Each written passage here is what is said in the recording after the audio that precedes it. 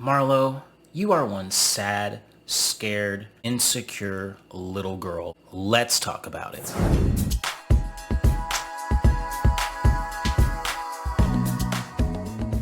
Hey, what's up, Hamptonites? It's your boy Hampton Spears. I'm back with another video. In this video, I'm going to be reviewing the Real Housewives of Atlanta season 14 episode. I don't know the episode number, but it's just the reunion part 2, honey. Listen, Marlo, you take no accountability for your actions and you take no sort of criticism whatsoever. You're a child. You're an absolute child. And even the cat agrees. That's why he's meowing, right? And I totally understand why Kenya does not want to fuck with you. And Kenya, please don't forgive that heifer. Do not forgive that heifer. By the way, this is a mocha frap from McDonald's. Let me tell you something. This shit is so good. I love mocha fraps from McDonald's and the caramel fraps. I usually get the caramel fraps, but today I'm mixing it up. So I got the mocha frap. Sorry, that's besides the point. But the way that you were just shrugging off Kenya, just having all this slick shit to say, it's just like, girl, grow the fuck up. Grow the fuck up. And like Kenya said, you're vapid. You're vapid, you're shallow, you're mean. Like, honestly, I understand now why Marlo and NeNe were friends, were such good friends, because they're really quite the same. No accountability. It's everybody else's fault. Their trauma is the only one that matters. I mean, it's just selfish, just completely selfish, self-absorbed, narcissistic. Marlo is a narcissist. She is. Kenya's not a narcissist. They are not. She and Marlo both have strong personalities, but Kenya's not a narcissist. Kenya, she does admit that she's wrong, and she doesn't come across so immature. You know what I mean? Like, Kenya acted like the adult in the room. Definitely, definitely, definitely. And it's crazy, like, the whole beef really is Marlo's fault. Because ever since Marlo said those horrible things about Kenya's mom, that's really when things went south. And Marlo, like, that's the thing. Like, I want to feel bad for you and I want to feel sympathy for you. But, I mean, you know what it feels like to have your parents deny you or your mother deny you and to go foster care to foster care to foster care. Yet you attack Kenya for not having her mom. And then you kick your nephews out of your house while you're supposed to be taking care of them, while you're basically their foster parent. You do the same stuff to people that other people have done to you that you are traumatized by. So you're continuing the trauma. And I know they're talking about, generational trauma. Yes, that's an explanation, but that's not an excuse. If you know what, stop. Your trauma is not a fucking excuse for shitty behavior. That's what I don't like. That's the thing, in 2022, everybody has some sort of disorder. Everybody's depressed. Everybody has anxiety. Everybody's this. And those are real things. Those are real things. But I notice a lot of the times people will use those ailments or those things to justify their shitty behavior. No, I'm sorry. Just because you had a fucked up childhood does not give you the right to treat people like shit. Everybody had not everybody, but a lot of people had a fucked up childhood, okay? If everybody that had a fucked up childhood went around and treated people like shit all the fucking time, what kind of world would that be? Marlo, grow the fuck up. Grow the fuck up. And when they showed your edges, I mean, you did have edges, but I was expecting a little bit more, honey. I don't know how much you paid, but you need to get them filled in a little bit more. I don't need, because I had to squint to see those edges. I don't need to squint to see them edges. Those edges need to be clear as day. When they did a flashback of when you first got them edges I saw those things from out way. It's reverting back. Your edges are thinning out again. So whatever you doing, honey, put less weaves in, put less wigs in. Wear your natural hair. Just wear your natural hair. Child. Now, Kenya, I will say, I don't know where you got that tea that Marlo's name is Letitia Hudson or whatever the fuck you said. They pulled her birth certificate and it said Marlo Patrice Hampton is her name. Kenya, you were doing good with the reads, honey, but you fucked up on that one, boo-boo. You fucked up on that one.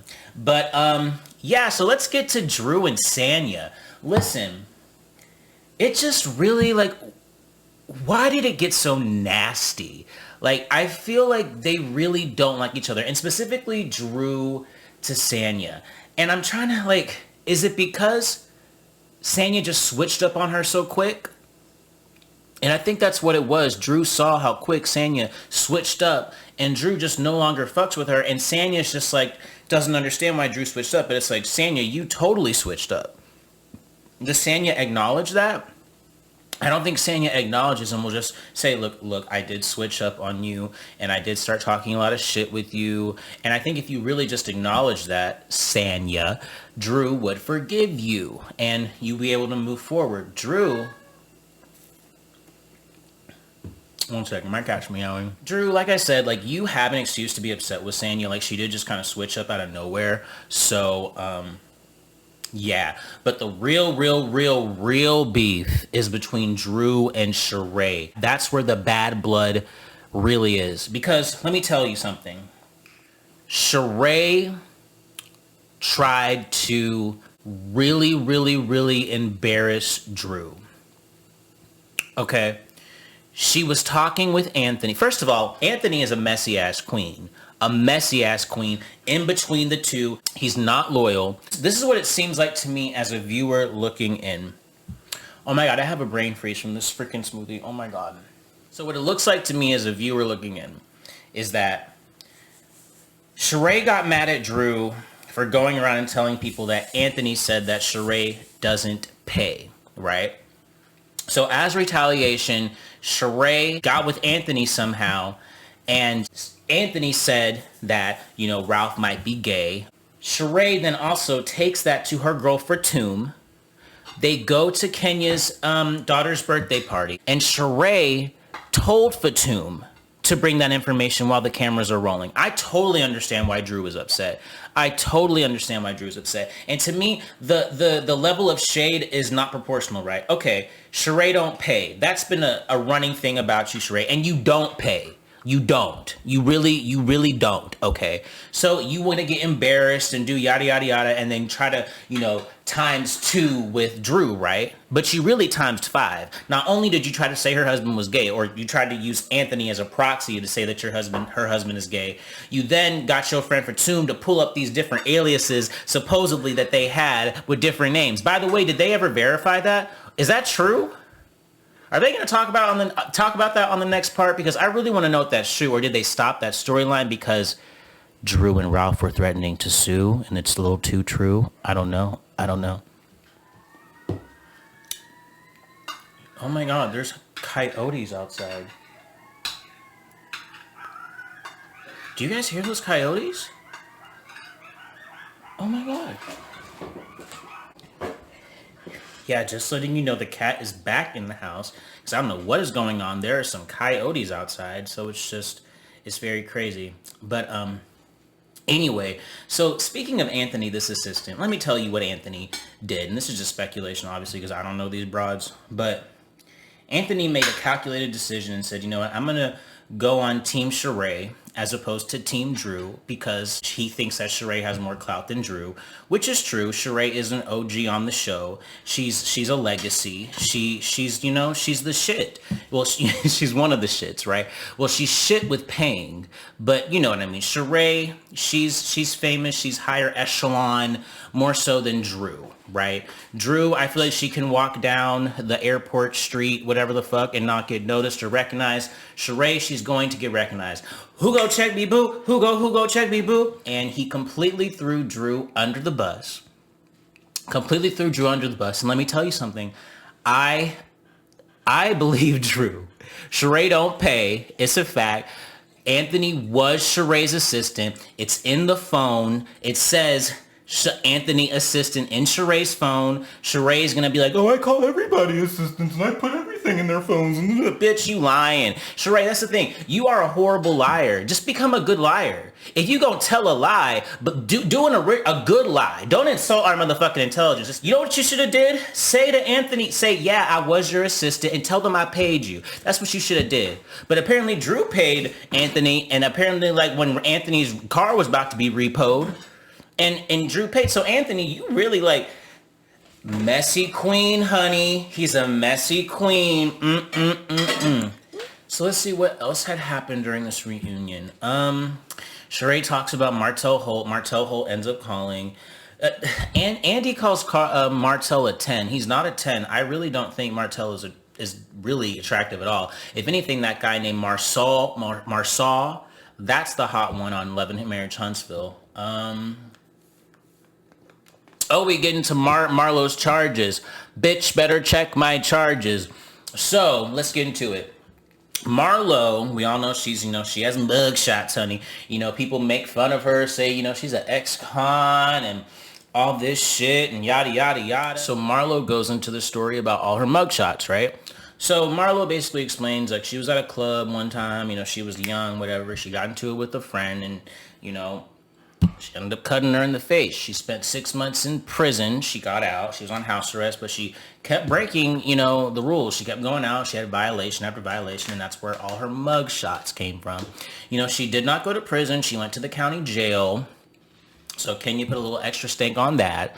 But, she goes into it. Everybody deserves a second chance. Marlo's been through a lot. Is Marlo a good person? What do you guys think? Is Marlo a good person? I'm not one to judge, but I'm going to say no. I'm just seeing from where, yeah, you went through a lot, but girl, the end result of what you are is not a good person. It's not a good person. It's not a good person. It's not a good person, Marlo. You are, at a certain age, I think people are beyond changing. A dog doesn't change its stripes, but Marlo, you should try. I don't know, Marlo. I don't know. Like, I think you're just the way you are because you're the way you are. I don't know. I heard, I think she's coming back next season. I think all the girls are coming back next season. That's what I heard through the grapevine. I know Kandi is coming back. She officially announced it. I just think she's going to stay. Kandi is just like, Bravo's like, they're doing a fuck you guys. We're keeping Kandi whether you like it or not. We suck her dirty draws. What happened to her club? There was a shooting at her club or something while they were, not her club, her restaurant. I think it was going to be on Kandi and the gang. But I heard production got stopped with that. I don't know, honey. But, trying to think what else had happened during this episode. I think that's pretty much all that there is. But anyway, thank you guys so much for watching this video. Be sure to like, subscribe, comment, hit that notification bell button so you can be locked in to when I upload on this channel. And I'll see you on the next video.